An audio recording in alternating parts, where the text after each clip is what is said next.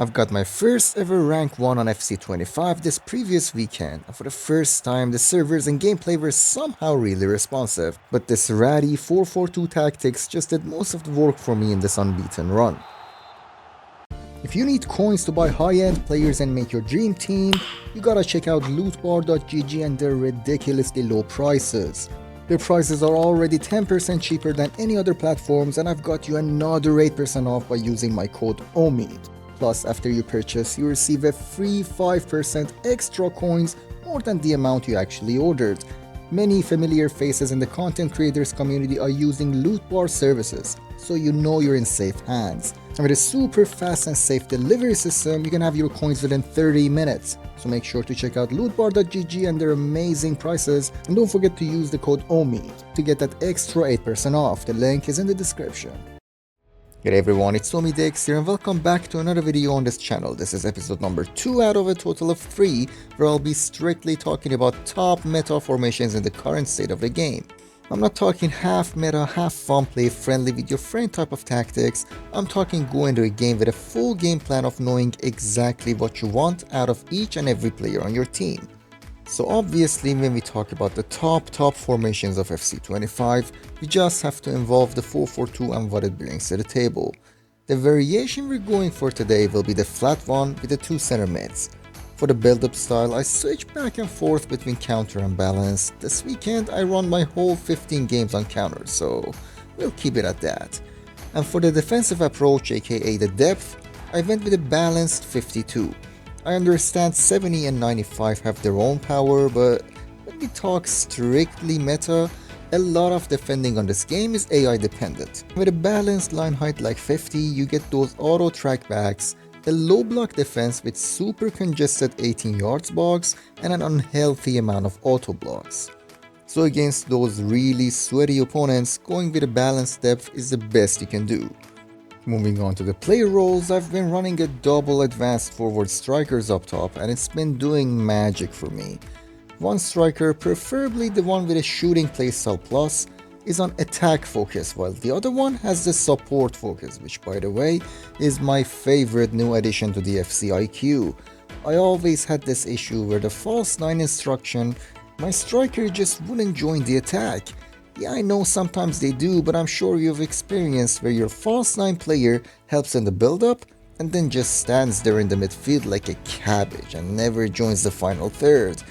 But advanced forward support on the other hand, the player moves back just enough for those broken meta first time through balls, and instantly after they run forward like the true striker they are and contribute in the final third as well.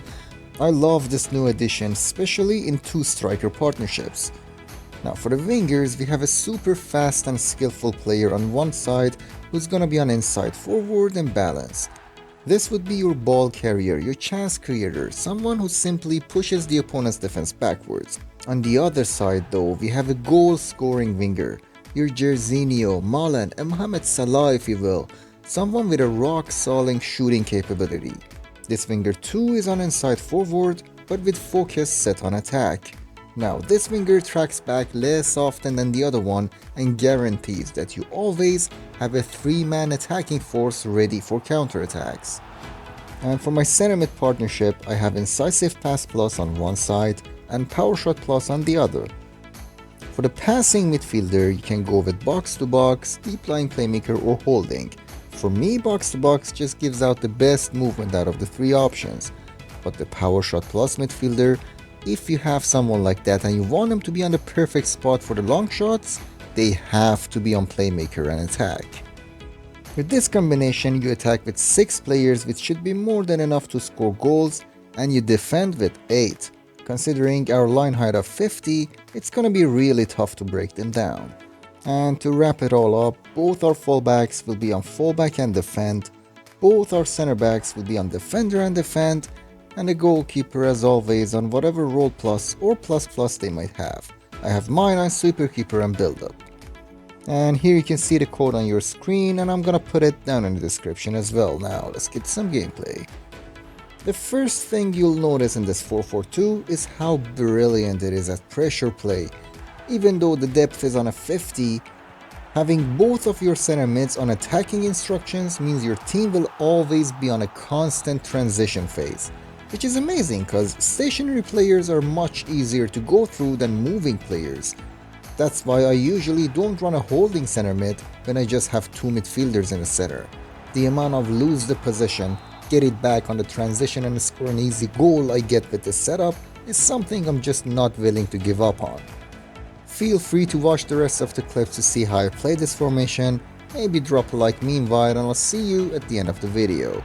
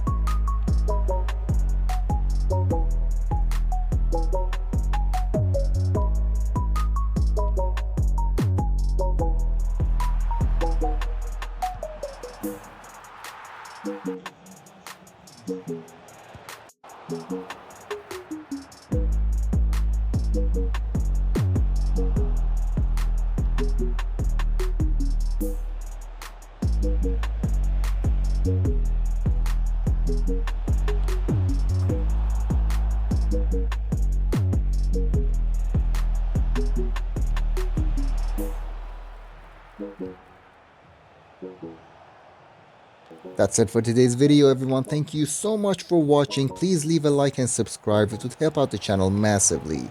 This is the end of this episode, and hopefully I will see you on the next one.